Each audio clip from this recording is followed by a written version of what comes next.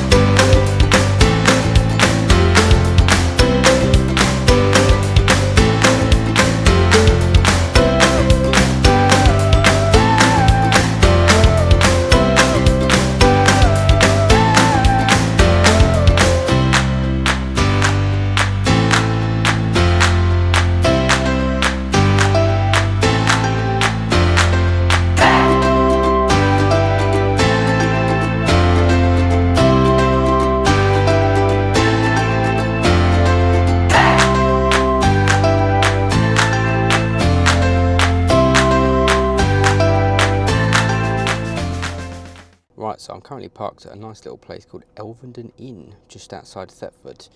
There's a big bank of chargers here, Tesla superchargers. I think they're the V4. How many are there? 1, 2, 3, 4, 5, 6, 7, 8, 9, 10, 12, maybe 16? I think there's 12 or 16. I'll have a look.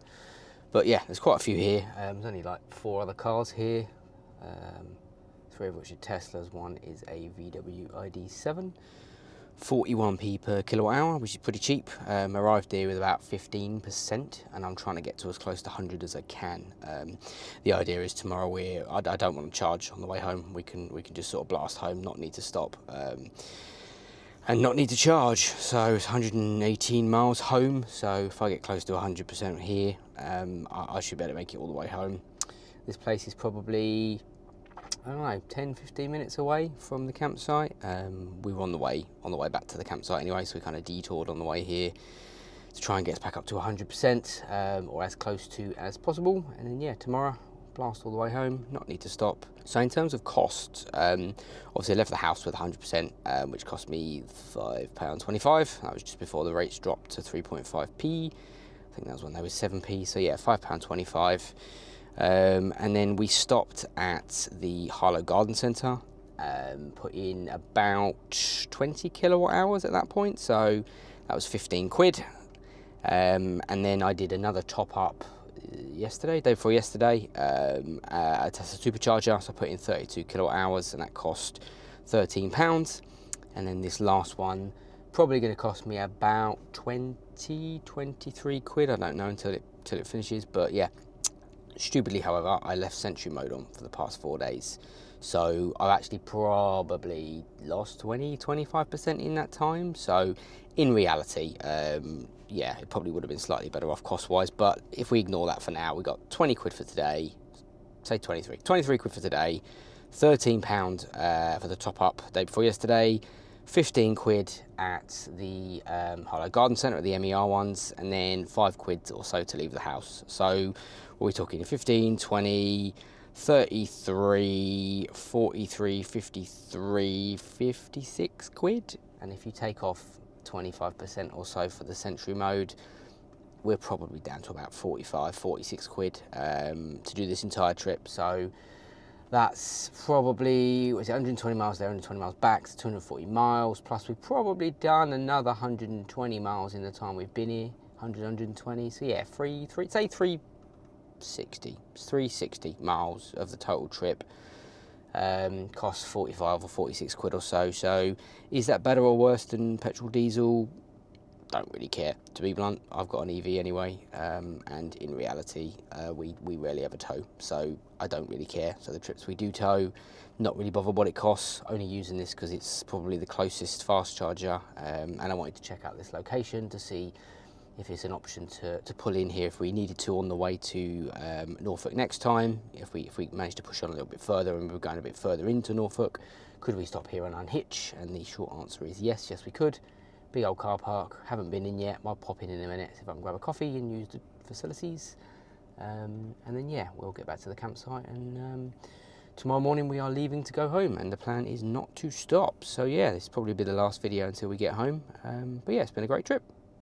All hitched up and ready to go. Just a final check to do around the caravan now before we set off.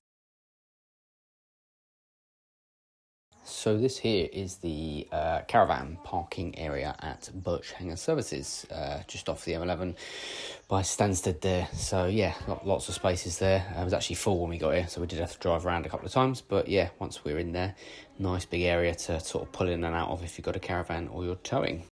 Right, so in terms of economy when towing, it's pretty much the same as last time we towed and the time before. So about 2 miles per kilowatt hour. So on a 75 kilowatt hour battery, that's about 150 miles. This was the last leg there, as you can see, since last charge. So that is 466.6, which is just above 2, maybe 2.1-ish, but it's there or thereabouts. So yeah, each leg, we did 4 legs total, so obviously we stopped halfway each time. So yeah, 4 legs. And yeah, the average was about 2, just over 2 slightly. Obviously it's a nice warm day today, 17 degrees, but on the travel up there it was only sort of, I don't know, 12, 13 degrees. So yeah, it seems to be pretty consistent with this car, 2 miles per kilowatt hour or 150-ish miles, which is nice that it's consistent, because it kind of means that I know exactly how much I'm going to have and whether it's worth me attempting to risk something or not. You know, if I'm you know, close to home, for example, and it's quite obvious I'm going to make it, I'm going to know that based on 2 miles per kilowatt hour, even if I rounded it down slightly to sort of 1.8, you know, unless it's sort of 0 degrees or below 10 or something, that's unlikely to change. It's only actually going to get better as the temps increase during the summer. So yeah, it's always handy to know how much you're going to do, and it's always handy for that to be consistent.